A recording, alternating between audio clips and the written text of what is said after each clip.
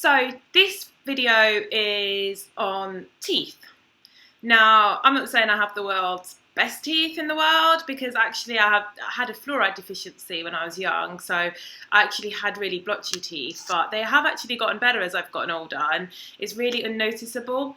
And I'm no dentist, but I am nearly 35 and in about a month and a half, and I've never had a filling yet or any dental work done on my teeth. I think I had one tiny little white thing for a chip at the back, and that's it. And I'm going to run through the things that I do, and then it's totally up to you. Obviously, I'm not a dentist, but I can just run through the things that I do. And there's been a couple of phases in my life where I feel like I let my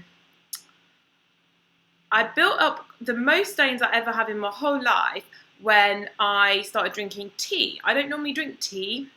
I do drink coffee. I drink 2 coffees every day, and sometimes more, and occasionally one.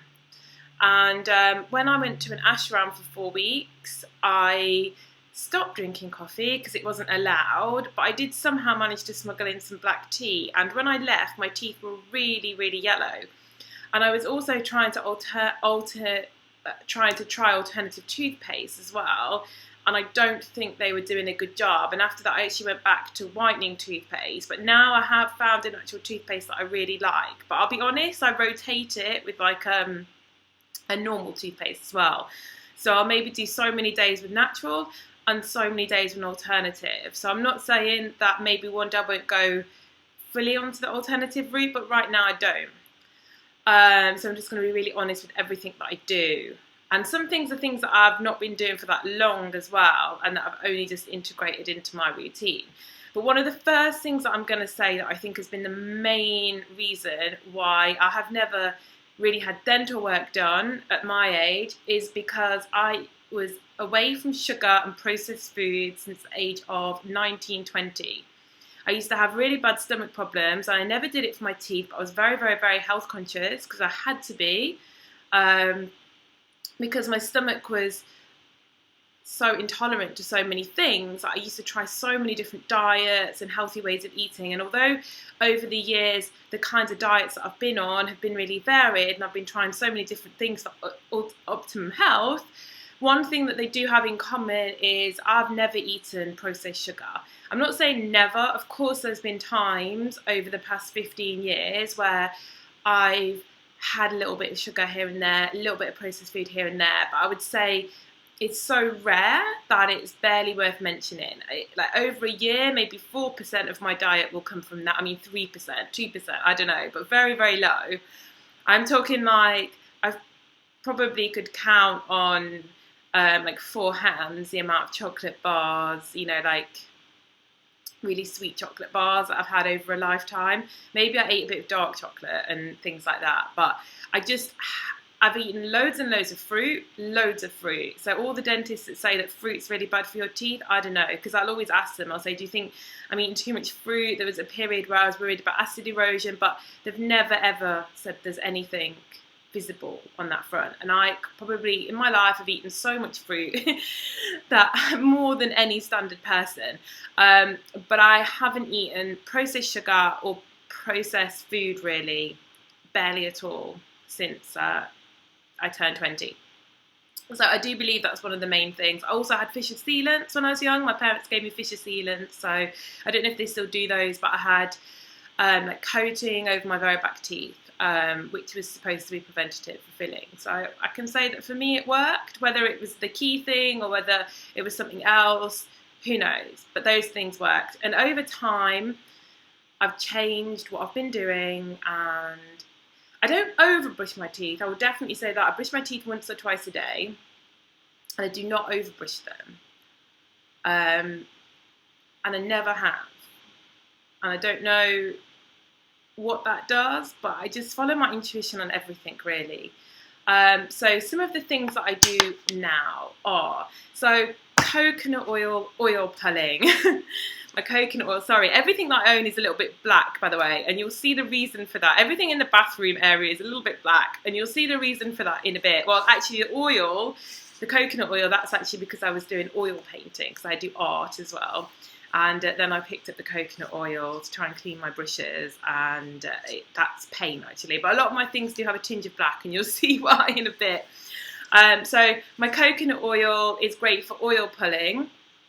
So you just I'll put that in another video, you take a teaspoon or tablespoon or whatever, and you swill it around your mouth for 20 minutes, you try and get it in between your teeth, and after 20 minutes you spit it out. Now, I don't do that often. I really wish I'd do it more, go through phases. I'll do it every day for a week, and then I won't do it for a while. But I try and do that when I remember. How do I brush my teeth? Well, like I said, I do still use a traditional whitening toothpaste, but at least half the time, if not more, I use this. I did say I'd explain why most of the stuff I own is black. It's partly because I'm doing art and I use ink paints and a lot of black. And it's partly because I like to brush my teeth in this. What is this, you're going to ask? Okay, so this is a mixture of activated charcoal powder, coconut oil, and peppermint oil. And I put that on my toothbrush, I brush with that, I look like Dracula. I've not been doing that this long, this is reasonably recent, but it makes your teeth feel really, really, really clean. Really clean. And I love the feeling when I've brush my teeth with this. And I know it looks kind of scary in black, and your teeth do go scary in black, but it soon washes off, and it does go all over the kitchen sink, and it goes over everything you touch and stuff, but in the whole, it's kind of worth it. You can clean the sink and stuff.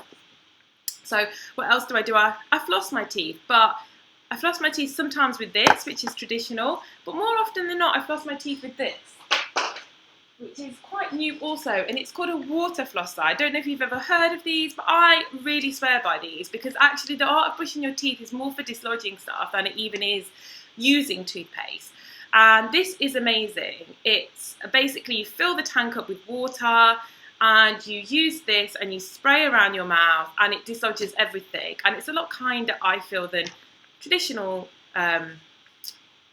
flosser. Obviously it takes a little bit longer, so I don't do it every night, because there's so many things that you can do, like beauty and health wise, that sometimes you don't get around to doing everything all the time. So I do this sometimes, you know, and I do the normal floss sometimes, and sometimes I don't bother at all. I'm just being honest, you know, I'm not that pedantic, but I try to do all these things at least a bit in the week. So every week everything's been done. I also scrape my tongue, because there's such a build up on your tongue of kind of shitty toxins and all kinds of things. And, you know, toxins in the body is never a good thing. And a lot of toxins actually come from the teeth and the tongue. And I find it really good to scrape my tongue. So I do that as well. And then the final thing that I do is aloe vera. And what I do is I just simply, I've got an edible plant, and I've already cut one earlier to make a face cream, so I'll just take a bit, eat it, and it's really disgusting. It's so bitter, but it's really good for you. So they're my tips for why I feel like I haven't had to have any dental work done. And yeah, take note of them if you feel.